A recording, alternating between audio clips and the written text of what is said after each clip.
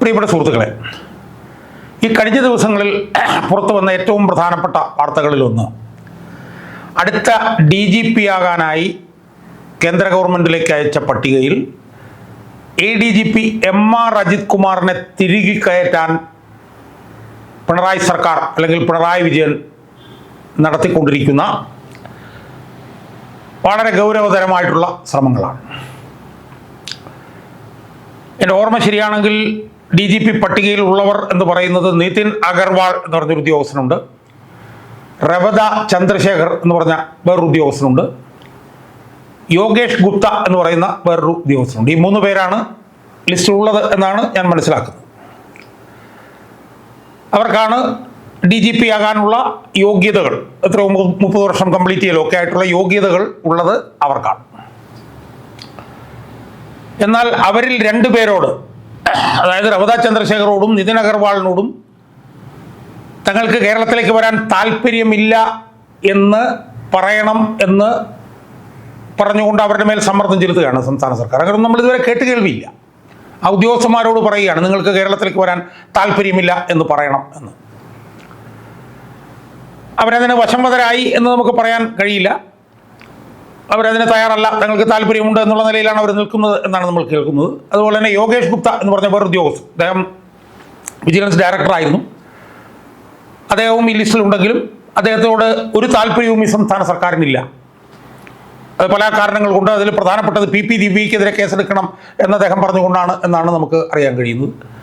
അദ്ദേഹത്തിന് കേന്ദ്രത്തിലേക്ക് പോകാനുള്ള ക്ലിയറൻസ് കൊടുക്കുന്നതുമായി ബന്ധപ്പെട്ടുകൊണ്ട് 8 തവണയോ മറ്റോ അദ്ദേഹത്തിൻ്റെ ആവശ്യം സംസ്ഥാന സർക്കാർ നിരാകരിച്ചു എന്നും നമുക്ക് അറിയാൻ കഴിയുന്നുണ്ട്. അപ്പോൾ സംസ്ഥാന സർക്കാരിന് താല്പര്യമുള്ള ആളെ DGP ആക്കാനുള്ള ഒരു തത്രപ്പാടിലാണ് സർക്കാർ, അല്ലെങ്കിൽ ചുരുക്കി പറഞ്ഞാൽ പിണറായി വിജയൻ. കാരണം ഇപ്പോഴത്തെ DGP ആയിട്ടുള്ള ദർവേഷ് സാഹിബ് ഈ മാസം 30 ആകുമ്പോഴത്തേക്ക് റിട്ടയർ ചെയ്യുകയാണ്. എന്നാൽ അതോടൊപ്പം തന്നെ ഇപ്പോൾ കഴിഞ്ഞ ദിവസങ്ങളിൽ വന്നിരിക്കുന്ന ഒരു പ്രധാനപ്പെട്ട വാർത്ത എന്ന് പറയുന്നത്, ADGP MR അജിത് കുമാറിനെ ഈ DGPമാരുടെ പട്ടികയിലേക്ക് തിരികെ കയറ്റാൻ വേണ്ടി വലിയ തോതിലുള്ള ശ്രമം ഈ പിണറായി സർക്കാർ നടത്തിക്കൊണ്ടിരിക്കുന്നു എന്നുള്ളത്. അതാണ് കഴിഞ്ഞ 2 ദിവസമായി നമ്മൾ കേട്ട ഏറ്റവും പ്രധാനപ്പെട്ട ഒരു വാർത്ത. നമ്മൾ മനസ്സിലാക്കിയെടുത്തോളം 2 ഡിസ്ക്വാളിഫിക്കേഷൻസ് ഉണ്ട് MR അജിത് കുമാറിന്. ഒന്ന്, MR അജിത് കുമാറിന് വേണ്ട രീതിയിലുള്ള യോഗ്യതകൾ, എത്രയോ വർഷം പൂർത്തിയാക്കേണ്ട ആ യോഗ്യതകൾ ഒന്നുമില്ല എന്നാണ് നമ്മൾ മനസ്സിലാക്കുന്നത്.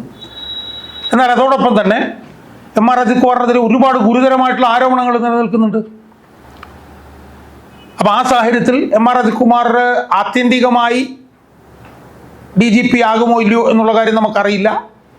ആ പട്ടികയിൽ അയാൾ വരുമോ എന്നുള്ള കാര്യം നമുക്കറിയില്ല. പക്ഷേ അയാളെ ഈ പട്ടികയിലേക്ക് തിരികെ കയറ്റാൻ വേണ്ടിയിട്ട് വലിയ ശ്രമം പിണറായി വിജയൻ നടത്തിക്കൊണ്ടിരിക്കുന്നു. പിണറായി സർക്കാർ എന്നുള്ള യഥാർത്ഥത്തിൽ പിണറായി വിജയൻ എന്ന് തന്നെ നമ്മൾ പറയേണ്ടി വരും, ശ്രമം നടത്തിക്കൊണ്ടിരിക്കുന്നു.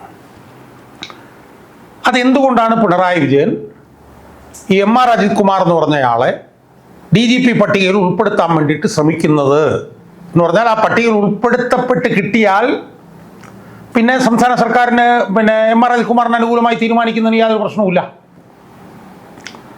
നമുക്കറിയാം, കുറച്ച് വർഷങ്ങൾക്ക് മുമ്പ് വന്ന സുപ്രീം കോടതി വിധിയുടെ പശ്ചാത്തലത്തിൽ ഒരാൾ DGP ആയിക്കഴിഞ്ഞാൽ അയാളുടെ കാലാവധി പൂർത്തിയാക്കുന്നതുവരെ അയാളെ ഗവൺമെൻറ്റിന് മാറ്റാനേ കഴിയില്ല. അങ്ങനെ ഒരു വിധിയും കൂടെ കിടപ്പുണ്ട്.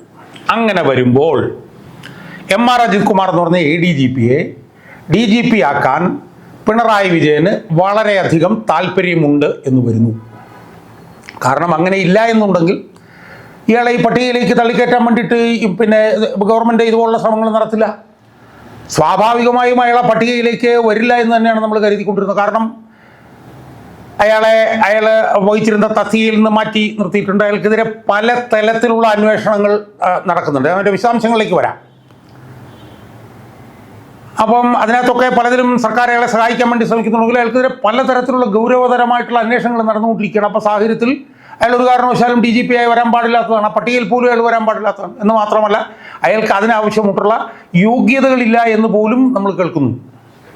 അയാളൊരു ADGP ആണ്. ADGP ആയ ആൾ DGP ആകാൻ പാടില്ല എന്നുള്ളതാണ് നിയമം.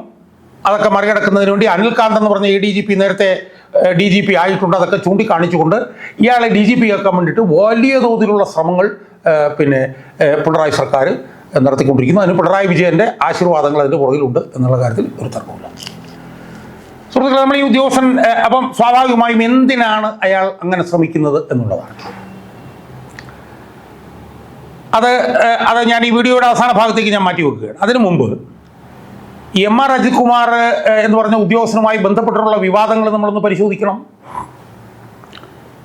അത് 2 ഘട്ടമായിട്ട് വേണം ആ വിവാദങ്ങൾ പരിശോധിക്കാൻ എന്നാണ് എനിക്ക് സൂചിപ്പിക്കാനുള്ളത്. അതിൽ ആദ്യ ഘട്ടത്തിലെ വിവാദം എന്ന് പറയുന്നത് ഏതാണ്ട് എനിക്കൊന്ന് 1-2 വർഷങ്ങൾക്ക് മുമ്പ് നടന്നിട്ടുള്ളതാണ്. അത് പിണറായി വിജയനെതിരെ സ്വർണ്ണക്കള്ളക്കടത്ത് ആരോപണം കൊടുമ്പിരി കൊണ്ട് നിൽക്കുമ്പോഴാണ് ആദ്യത്തെ ഘട്ടത്തിലുള്ള വിവാദം ഈ ഉദ്യോഗസ്ഥനെതിരെ വരുന്നത്. അയാളെന്ന് എനിക്കൊന്ന് ADGP ആയിട്ടുണ്ടോ എന്ന് എനിക്കറിയില്ല. അന്നാണ് ആദ്യം വിവാദം വരുന്നത്. ആ വിവാദം എന്തായിരുന്നു? ആ വിവാദം എന്ന് പറയുന്നത് 1-2 സംഭവങ്ങളുമായി ബന്ധപ്പെട്ടിട്ടുള്ളതായിരുന്നു. എനിക്ക് 2020-21 മറ്റാണെന്ന് തോന്നുന്നു. പിണറായി വിജയനെതിരെ സ്വർണ്ണക്കള്ളക്കടത്തുമായി ബന്ധപ്പെട്ടിട്ടുള്ള ആരോപണങ്ങൾ ഉയർന്നു വന്നുകൊണ്ടിരുന്ന സമയത്ത്, അല്ലെങ്കിൽ സ്വപ്ന സുരേഷ് പിണറായി വിജയനെതിരെ ശക്തമായ നിലപാടെടുത്തുകൊണ്ട് നിന്നിരുന്ന ആ സമയത്ത് ഉണ്ടായ 1-2 സംഭവങ്ങളാണ്. അതിലൊരു സംഭവം എന്ന് പറഞ്ഞാൽ എന്താ? ഒരു സംഭവം എന്ന് പറയുന്നത് നമ്മളന്ന് കേട്ടിരുന്നത് സ്വപ്ന സുരേഷ് എന്തോ 164 സ്റ്റേറ്റ്മെൻറ്റ് മജിസ്ട്രേറ്റിന് കൊടുത്തിട്ടുണ്ടെന്നും ആ കൊടുത്തിട്ടുള്ള 164 സ്റ്റേറ്റ്മെൻറ്റിൽ പിണറായി വിജയനെതിരായിട്ടുള്ള പരാമർശങ്ങൾ ഉണ്ടെന്നൊക്കെയുള്ള വാർത്തകൾ ഇങ്ങനെ വലിയ വിവാദമായി നിൽക്കുന്ന സമയത്താണ് ഒരു പത്രലേഖൻ, അയാളുടെ പേര് ഞാൻ ഓർക്കുന്നില്ല, പത്രലേഖനാണെന്നാണ് അയാൾ അവകാശപ്പെടുന്നത്. അയാൾ ഒരു സുപ്രഭാതത്തിൽ സ്വപ്ന സുരേഷിനെ കാണാൻ ചെല്ലുന്നു. ഒരു പാലക്കാട് ജോലി ചെയ്തിരുന്ന ഒരു ഓഫീസിലാണ് ചെല്ലുന്നത്. ആ ഓഫീസിൽ ചെല്ലുന്ന അയാളുടെ ലക്ഷ്യം എന്ന് പറയുന്നത് പിണറായി വിജയനെതിരായി സ്വപ്ന സുരേഷ് നൽകിയ 164 സ്റ്റേറ്റ്മെൻറ്റ് പിൻവലിച്ച് പിണറായി വിജയനെ രക്ഷപ്പെടുത്തുക എന്നുള്ളതാണ്. അപ്പം അങ്ങനെ ചെല്ലുന്ന സമയത്ത് ഈ MR അജിത് കുമാർ വിജിലൻസ് ഡയറക്ടറാണ്. അങ്ങനെ ഈ പത്രലേഖകൻ സ്വപ്ന സുരേഷുമായി എങ്ങനെയെങ്കിലും പിണറായി വിജയനെ ഇതിൽ നിന്ന് ഒഴിവാക്കണം എന്നുള്ള നിലയിൽ സംസാരിച്ചുകൊണ്ടിരിക്കുന്നതിനിടയിൽ ഒരു ഉന്നത പോലീസ് ഉദ്യോഗസ്ഥൻ ഏതാണ്ട് ഒരു 2 ഡസനോളം തവണ ഈ സ്വപ്ന സുരേഷിനെ കാണാൻ ചെന്ന ഈ മാധ്യമപ്രവർത്തകൻ എന്ന് പറഞ്ഞാൽ അവകാശപ്പെടുന്ന ആളെ വിളിക്കുന്നതായിട്ട് വാർത്ത വന്നു. അത് സ്വപ്ന സുരേഷ് തന്നെ അത് വെളിപ്പെടുത്തിയപ്പോൾ സ്വപ്ന സുരേഷ് പറഞ്ഞെന്താണ്? MR അജിത് കുമാർ എന്ന് പറഞ്ഞ വിജിലൻസ് ഡയറക്ടറാണ് തൻ്റെ അടുത്ത് വന്ന് പിണറായി വിജയനെ രക്ഷപ്പെടുത്താൻ വേണ്ടിയിട്ട് സമ്മർദ്ദം ചെലുത്തിക്കൊണ്ടിരുന്ന ഈ പത്രലേഖകനെ തൻ്റെ മുമ്പിലിരിക്കുമ്പോൾ ഏതാണ്ട് 2 ഡസനോളം തവണ വിളിച്ചത് എന്ന് അവർ തന്നെ വെളിപ്പെടുത്തി. എന്നിട്ട് അവർ പറഞ്ഞെന്താ? തൻ്റെ മുമ്പിലിരിക്കുന്ന ഈ പത്രലേഖനം അവകാശപ്പെടുന്ന ഇയാളോട് MR അജിത് കുമാർ ഫോണിൽ തൻ്റെ മുമ്പിലിരുന്നപ്പോൾ തന്നെ വിളിച്ചിട്ട് അങ്ങനെ ചോദിക്കുക, ഇങ്ങനെ ചോദിക്കുക, പിണറായി വിജയനെ രക്ഷിക്കുന്ന ആ ചോദ്യം ചോദിക്കുക, പിണറായി വിജയനെ രക്ഷിക്കുന്ന ഈ ചോദ്യം ചോദിക്കുക എന്നൊക്കെ തൻ്റെ മുമ്പിലിരുന്ന ഈ പത്രലേഖകനോട് ഒരുപാട് തവണ ഈ MR അജിത് കുമാർ എന്ന് പറഞ്ഞ ഉദ്യോഗസ്ഥൻ വിളിച്ച് സംസാരിക്കുന്നുണ്ടായിരുന്നു എന്നുള്ള വിവരം സ്വപ്ന സുരേഷ് തന്നെ പുറത്ത് പറഞ്ഞു.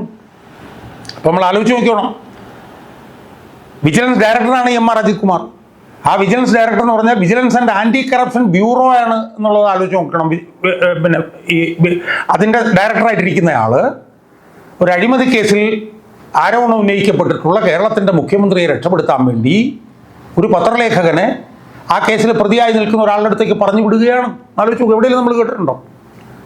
അവസാനം എന്ത് സംഭവിച്ചു? കുറച്ചാൾ കഴിഞ്ഞപ്പോഴത്തേക്കും ഇയാൾ വിളിച്ചു എന്നുള്ള കോൾ ലിസ്റ്റ് എല്ലാം പുറത്തു വന്നു. ഈ പത്രലേഖകന് MR അജിത് കുമാറുമായിട്ട് സംസാരിക്കുന്ന കോൾ ലിസ്റ്റ് ഉൾപ്പെടെ പുറത്തു വന്നു. ഏതാണ്ട് ഒരു ഡസനോളം തവണ സ്വപ്ന സുരേഷിൻ്റെ മുന്നിലിരിക്കുന്ന ഈ പത്രലേഖകനെ ആ മുന്നിലിരിക്കുന്ന അവസരത്തിൽ വിജിലൻസ് ഡയറക്ടറായിട്ടുള്ള MR അജിത് കുമാർ വിളിച്ചിരിക്കുന്നു. ആലോചിച്ച് നോക്ക്. ഒരു പോലീസ് ഉദ്യോഗസ്ഥൻ ഒരു മുഖ്യമന്ത്രിക്കെതിരെ അഴിമതി ആരോപണങ്ങൾ വരുമ്പോൾ ആ അഴിമതി ആരോപണങ്ങൾ ഉയർന്നു വരുന്ന മുഖ്യമന്ത്രിയെ രക്ഷിക്കാൻ വേണ്ടി നഗ്നമായ ശ്രമങ്ങൾ നടത്തുകയാണ്. അത് ചെയ്ത ആളാണ് MR അജിത് കുമാർ. അതിനുശേഷമോ അതിന് മുമ്പോ ആണെന്ന് എനിക്കറിയില്ല. ഇതിൽ വേറൊരു പ്രതിയായിട്ടുള്ള സരിത്ത് സ്വപ്ന സുരേഷ് ഒരുമിച്ചാണ് ജീവിക്കുന്നത്. ഒരു ദിവസം പോലീസ് ഉദ്യോഗസ്ഥന്മാർ വന്നിട്ട് ഈ സ്വപ്ന സുരേഷിൻ്റെ വീട്ടിൽ നിന്ന് ഈ സരിത്ത് എന്ന് പറഞ്ഞിട്ടുള്ള ഈ കേസിലെ മറ്റേ ഒരു പ്രതിയെ പിടിച്ച് വലിച്ചങ്ങ് കൊണ്ടുപോവുകയാണ്. സുഹൃത്തുക്കളെ, പിടിച്ച് വലിച്ചങ്ങ് കൊണ്ടുപോവുക. അങ്ങനെ കൊണ്ടുപോയതും ഈ വിജിലൻസ് ഡയറക്ടറായിട്ടുള്ള ഈ MR അജിത് കുമാറിൻ്റെ നിർദ്ദേശപ്രകാരമായിരുന്നു. പിന്നീട് പുറത്തു വന്നു, വലിയ വിവാദമായി. അയാളെ ആ സ്ഥാനത്ത് നിന്ന് അയാൾ ADGP ആയിരുന്നു. ശരി, ഞാൻ ഓർക്കുന്നു, ADGP തന്നെ ആയിരുന്നു അന്ന് എൻ്റെ ഓർമ്മ. അയാൾ ലോ ആൻഡ് ഓർഡർ ADGP ആയിരുന്നു. ലോ ആൻഡ് ഓർഡർ ADGP അല്ല, അന്ന് ADGP ആയിരുന്നു, വിജിലൻസ് ഡയറക്ടറായിരുന്നു. പക്ഷേ ഈ വിവാദം വന്നതോടുകൂടി അയാളെ വേറെ ഏതാണ്ട് ഫയർഫോഴ്സിലേക്ക് വന്നാണ്ട് അയാളെ സ്ഥലം മാറ്റി. പക്ഷെ സ്ഥലം മാറ്റി ഏതാനും മാസങ്ങൾ കഴിഞ്ഞപ്പോൾ അയാളെ ലോ ആൻഡ് ഓർഡർ ADGP ആയി തിരിച്ചു കൊണ്ടുവന്നു. കാരണം എന്താ? മുഖ്യമന്ത്രിയായിട്ടുള്ള പിണറായി വിജയനെ അഴിമതി കേസിൽ നിന്ന് രക്ഷപ്പെടുത്താൻ വേണ്ടിയിട്ട് പരസ്യമായി ഇടപെട്ടൊരു പോലീസ് ഉദ്യോഗസ്ഥൻ എന്നുള്ള നിലയിലാണ് അയാളെ ലോ ആൻഡ് ഓർഡറിലേക്ക് വേണ്ടിയിട്ട് തിരിച്ചു കൊണ്ടുവന്നത്. ഏതെങ്കിലും പോലീസ് ഉദ്യോഗസ്ഥൻ ഇങ്ങനെ ചെയ്യുമോ? പരോക്ഷമായിട്ടൊക്കെ ചിലപ്പോൾ മുഖ്യമന്ത്രിയെ സഹായിക്കാൻ വേണ്ടി എന്തെങ്കിലും ചെയ്തിരിക്കും. പക്ഷേ മുഖ്യമന്ത്രിയെ രക്ഷിക്കാൻ വേണ്ടി പരസ്യമായി ഇറങ്ങിയ ഒരു പോലീസ് ഉദ്യോഗസ്ഥൻ എന്നുള്ള നിലയിലാണ് ഒരു പാരിതോഷികം, ഒരു ക്വിഡ് പ്രോക്കോ എന്നുള്ള നിലയിൽ പിണറായി വിജയൻ അയാളെ ലോ ആൻഡ് ഓർഡർ DGP ആയിട്ട് കൊണ്ടുവന്നത്. അതാണ് അയാളുമായി ബന്ധപ്പെട്ട് ഉയർന്ന ആദ്യ ഘട്ടത്തിലെ വിവാദം. രണ്ടാം ഘട്ടത്തിലെ വിവാദം എന്താ? അത് PV അൻവറൊക്കെയായി ബന്ധപ്പെട്ട് ഉയർന്നു വന്ന വിവാദമാണ്. PV അൻവർ വന്നിട്ട് ഇയാൾ സ്വർണ്ണക്കള്ളക്കടത്ത് സംഘവുമായി ബന്ധപ്പെട്ടിട്ടുള്ള ആളാണ് എന്നുള്ള നിലയിലുള്ള കാര്യങ്ങൾ പറഞ്ഞു. ഇയാൾ അനധികൃതമായി സ്വത്ത് സമ്പാദിച്ചിട്ടുള്ള ആളാണെന്ന് പറഞ്ഞു. അതിനേക്കാളൊക്കെ ഉപരി ഉയർന്നു വന്ന ഏറ്റവും ഗുരുതരമായിട്ടുള്ള ആരോപണം എന്ന് പറഞ്ഞാൽ എന്താ? തൃശ്ശൂർ പൂരം കലക്കാൻ ഇയാൾ ശ്രമിച്ചു എന്നുള്ളതല്ലേ ഏറ്റവും പ്രധാനപ്പെട്ട ഒരു ആരോപണമായി ഉയർന്നു വന്നത്. അതിൻ്റെ അന്വേഷണം ഇപ്പോഴും നടക്കുകയാണ്. ആ ആരോപണം ഉയർന്നു വന്നുകൊണ്ടിരിക്കുന്ന സമയത്താണ് ഇയാൾ RSSന്റെ നേതാക്കന്മാരായിട്ടുള്ള ദത്താത്രേയ ഹൊസബോളയും RSSന്റെ മറ്റൊരു സമുന്നത നേതാവായിട്ടുള്ള രാം മാധവനെയും അയാൾ സന്ദർശിച്ചു എന്നുള്ള അതിഗുരുതരമായിട്ടുള്ള ആരോപണം ഉയർന്നു വരുന്നത്. അപ്പോൾ രണ്ടാം ഘട്ടമായിട്ട് ഇയാൾക്കെതിരെ ഉയർന്ന ആരോപണം എന്താ? ഇയാൾക്ക് സ്വർണ്ണക്കള്ളക്കടത്തുമായി ബന്ധമുണ്ടെന്നുള്ള ആരോപണം. ഇയാൾ അനധികൃത സ്വത്ത് സമ്പാദിച്ചു എന്ന് പറഞ്ഞ ആരോപണം. ഇയാൾ പൂരം കലക്കാൻ ശ്രമിച്ചു എന്ന് പറഞ്ഞിട്ടുള്ള ആരോപണം. ഇയാൾ ദത്താത്രേയ ഹൊസബോളയും രാംമാധവനെയും കാണാൻ പോയി എന്നുള്ള ആരോപണം എന്നൊക്കെ പറഞ്ഞ പോലെ രണ്ടാമതൊരു സെറ്റ് അതിഗുരുതരമായിട്ടുള്ള ആരോപണങ്ങൾ ഇയാൾക്കെതിരെ ഉയർന്നു വന്നു. അതിനകത്ത് പലതിൽ നിന്നും ഇയാളെ രക്ഷപ്പെടുത്താൻ വേണ്ടിയിട്ട് സർക്കാർ ശ്രമിച്ചു. അനധികൃത സ്വത്ത് സമ്പാദന കേസിൽ അതൊന്നും ശരിയല്ല എന്ന് പറഞ്ഞിട്ടുള്ള വിധി വന്നു, ഉത്തരവ് വന്നു. പക്ഷേ പൂരം കലക്കുന്നതുമായി ബന്ധപ്പെട്ടിട്ടുള്ള അന്വേഷണം ഇപ്പോഴും എഴുന്നേറ്റിട്ടുകൊണ്ടിരിക്കുകയാണ്. ആ അന്വേഷണവുമായി ബന്ധപ്പെട്ടുകൊണ്ട് മന്ത്രി K. രാജൻ പോലും ഇയാൾക്കെതിരായിട്ടാണ് മൊഴി കൊടുത്തത് എന്നാണ് നമ്മൾ മനസ്സിലാക്കിയത്. പൂരത്തിൻ്റെ തലേദിവസം രാത്രി പലതവണ ഇയാളെ വിളിച്ചിട്ടും ഇയാൾ ഫോൺ എടുത്തില്ല എന്നാണ് മന്ത്രി മൊഴി കൊടുത്തതെന്നാണ് നമ്മൾ മനസ്സിലാക്കുന്നത്. അപ്പം അതുപോലെ തന്നെ വേറൊരു ADGP ആണെന്നാണ് എൻ്റെ ഓർമ്മ, P. വിജയൻ എന്ന് പറഞ്ഞിട്ടുള്ള ഒരാൾ, അയാൾക്കെതിരെ തെറ്റായ ആരോപണം ഉന്നയിച്ചതിന് ഇപ്പോൾ ഇരിക്കുന്ന DGP തന്നെ ഈ MR അജിത് കുമാറിനെതിരെ P. വിജയന് കേസ് കൊടുക്കാൻ അനുവാദം നൽകിയ സംഭവം കിടപ്പുണ്ട്. അതുപോലെ തന്നെ ദത്താത്രേയ ഹൊസബോളയും രാംമാധവനെയും കാണാൻ പോയി എന്നുള്ള ആരോപണങ്ങൾ നിലനിൽക്കുകയാണ്. അപ്പോൾ ഇത്രയും ആരോപണങ്ങൾ നിലനിൽക്കുന്നു, ഇത്രയും അന്വേഷണങ്ങൾ അയാൾക്കെതിരെ നടക്കുമ്പോഴാണ് പിണറായി വിജയൻ അങ്ങനെയുള്ള ഒരാളെ അടുത്ത DGP ആക്കാൻ വേണ്ടിയിട്ട് ശ്രമിക്കുന്നത്. നടക്കാനുള്ള സാധ്യത വളരെ കുറവാണ് എന്നാണ് ഞാൻ മനസ്സിലാക്കുന്നത്. എന്നാലും വലിയ ശ്രമം നടത്തുകയാണ് അയാളെ DGP ആക്കാൻ വേണ്ടിയിട്ട്. കേന്ദ്ര ഗവൺമെൻറ്റിൻ്റെയൊക്കെ ഇൻവോൾവ്മെൻ്റ് ഉള്ളത് കൊണ്ട് ഇയാൾ DGP ആകാനുള്ള സാധ്യത കുറവാണെങ്കിൽ പോലും പിണറായി വിജയൻ മരിച്ച് ശ്രമിച്ചുകൊണ്ടിരിക്കുകയാണ് ഇയാളെ DGP ആക്കാൻ. അപ്പോൾ ഇനി അവസാനമായിട്ട് അടുത്ത ചോദ്യം എന്താ? എന്തിനാണ് പിണറായി വിജയൻ MR അജിത് കുമാറിനെ DGP ആക്കാൻ ശ്രമിക്കുന്നത്? എൻ്റെ മറുപടി എന്താ? വളരെ ലളിതമല്ലേ. കാരണം പിണറായി വിജയൻ്റെ ഒരു വിശ്വസ്ത വിനീത വിധേയൻ അല്ലെങ്കിൽ ഒരു ജീവനക്കാരൻ, ഒരു ജോലിക്കാരനെ പോലെ പ്രവർത്തിച്ചിട്ടുള്ള ആളാണ് MR അജിത് കുമാർ. ആ അജിത് കുമാർ അടുത്ത തവണ DGP ആയുള്ള ഗുണം എന്താ? അടുത്ത സർക്കാർ UDFൻ്റെതാണെങ്കിലും DGP പിണറായി വിജയൻ്റെതായിരിക്കും. പിണറായി വിജയൻ പറയുന്നതനുസരിച്ച് ചെയ്യുന്ന ആളായിരിക്കും അടുത്ത DGP.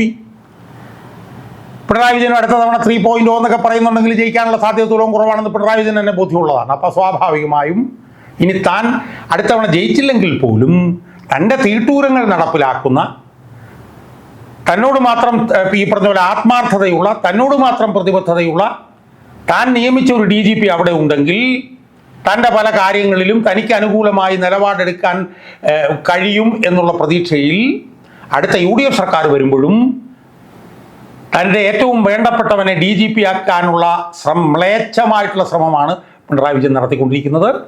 അതിൻ്റെ ഭാഗമായിട്ടാണ് MR അജിത് കുമാറിനെ എങ്ങനെയെങ്കിലും ഈ പട്ടികയിലേക്ക് തള്ളിക്കയറ്റാൻ വേണ്ടിയിട്ടാണ് ശ്രമിക്കുന്നത്. പക്ഷേ ഭാഗ്യവശാൽ അങ്ങനെ നടക്കാൻ ഉള്ള സാധ്യത കുറവാണെങ്കിലും MR അജിത് കുമാറിനെ DGP ആക്കാൻ വേണ്ടി പിണറായി വിജയൻ നടത്തിക്കൊണ്ടിരിക്കുന്ന ശ്രമങ്ങൾ അടുത്ത വേറൊരു സർക്കാർ വന്നാലും DGP തൻ്റെ കക്ഷത്തിലിരിക്കണം എന്നുള്ള ഒരു അമിത താല്പര്യമാണ് എന്നത് നമ്മൾ മനസ്സിലാക്കണം.